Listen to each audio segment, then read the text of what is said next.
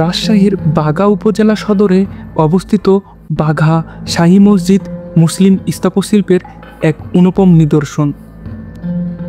আগেকার সময়ের দেশের 50 টাকার নোটে এবং 10 টাকার একটি ডাকটিকিটে 500 বছরের প্রাচীন এই মসজিদের ছবি রয়েছে। বাঘা মসজিদটির গাঁথনি চুন ও সুরকি দিয়ে। এছাড়া আছে পোড়ামাটির অসংখ্য কারুকাজ, যার ভিতরে রয়েছে আম গাছ, শাপলা ফুল, লতাপাতা সহ ফার্সি খোদাই শিল্পে ব্যবহৃত হাজার রকমের কারুকাজ। তো আজকের ভিডিও বাঘা মসজিদকে ঘিরেই। তো ভিডিওটি শেষ পর্যন্ত দেখুন, বাঘা মসজিদ কিভাবে আসবেন সম্পূর্ণ তথ্য পেয়ে যাবেন। তো চলেন ভিডিও শুরু করি।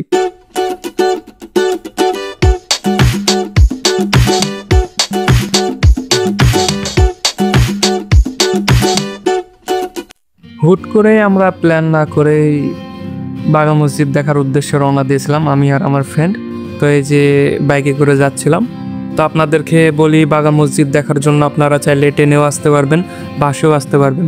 ট্রেনে যদি আসেন তাহলে আরানি রেলওয়ে স্টেশন কিংবা আব্দুলপুর রেলওয়ে স্টেশনে নামতে হবে, তারপর আপনাদেরকে বাসে কিংবা অটোতে আসতে হবে। আর যদি আপনারা বাসে আসেন তাহলে রাজশাহী থেকেও বাস পাবেন বাঘার জন্যে। আর রাজশাহী থেকে যদি না আসেন তাহলে নাটোর কিংবা নাটোর লালপুর থেকেও বাস পেয়ে যাবেন। তো এভাবে আপনারা বাঘা মসজিদ দেখে যেতে পারেন।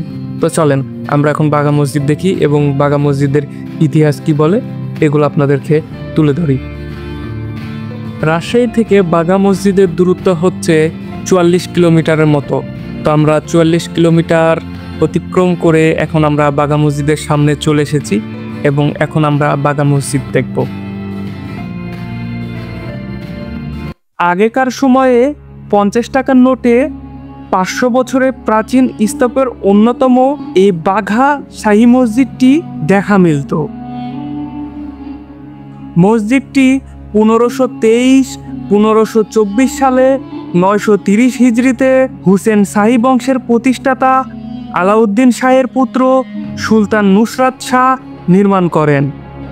পরবর্তীতে বিভিন্ন সময় এ মসজিদের সংস্কার করা হয় এবং মসজিদের গম্বুজগুলো ভেঙে গেলে ধ্বংসপ্রাপ্ত মসজিদে নতুন করে ছাদ দেওয়া হয় 1897 সালে।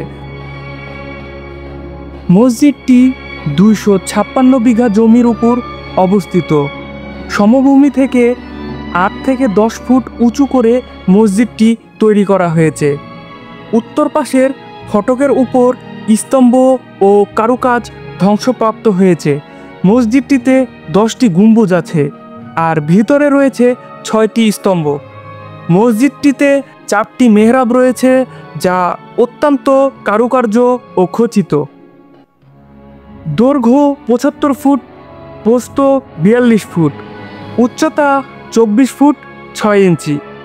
দেওয়ালের চওড়া 6 ফুট, গম্বুজের ব্যাস 42 ফুট, উচ্চতা 12 ফুট। চৌচালা গম্বুজের ব্যাস 20 ফুটের, উচ্চতা প্রায় 30 ফুট। মাঝখানের দরজার উপর ফার্সি ভাষায় লেখা একটি শিলালিপি রয়েছে। বাঘা মসজিদটির গাঁথনি চুন এবং সুরকি দিয়ে। মসজিদের ভিতরে এবং বাইরের দেওয়ালে সুন্দর মেহরাব ও স্তম্ভ রয়েছে। এছাড়া আছে পোড়ামাটির অসংখ্য কারুকাজ, যার ভিতরে রয়েছে আম গাছ, শাপলা ফুল, লতাপাতা সহ ফার্সি খোদাই শিল্পে ব্যবহৃত হাজার রকমের কারুকাজ। বাঘা মসজিদের দৈর্ঘ্য 22.92 মিটার, প্রস্থ 12.18 মিটার এবং উচ্চতায় 24 ফুট 6 ইঞ্চি। এর দেওয়াল 2 ফুট 2 মিটার পুরু। মসজিদটিতে সর্বমোট 10টি গম্বুজ, 4টি মিনার এবং 5টি প্রবেশদ্বার রয়েছে। এই মসজিদটি চারিদিক হতে প্রাচীর দিয়ে ঘেরা এবং প্রাচীরের 2 দিকে 2টি প্রবেশদ্বার রয়েছে। মসজিদের ভিতরে বাইরে সর্বত্রই টেরাকোটার নকশা বর্তমান।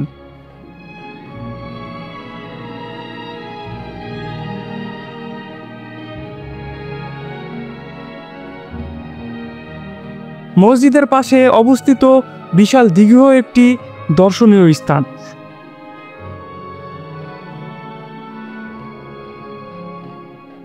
এছাড়া মসজিদের উত্তর পাশে রয়েছে হযরত শাহদুল্লাহ ও তার 5 সঙ্গীর মাজার।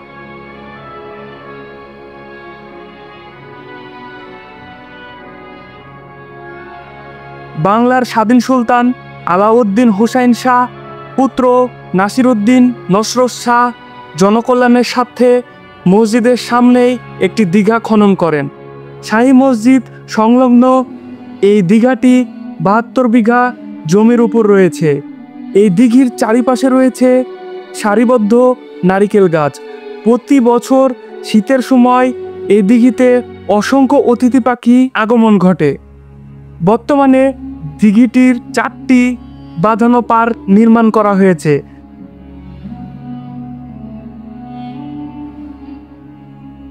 তো বাঘা মসজিদের ইতিহাস জানলেন, আশা করছি আপনারা বুঝতে পেরেছেন বাঘা মসজিদটি কিভাবে তৈরি হয়েছে। তো আপনাদের যদি ভালো লাগে তো অবশ্যই বাঘা মসজিদে ঘুরতে আসবেন। আর বাঘা মসজিদে এটি দেখার জন্যে, আর বিশেষ করে বাঘা মসজিদে বছরে একবার মেলা হয়, যে সময় প্রচুর পরিমাণ মানুষ আসে।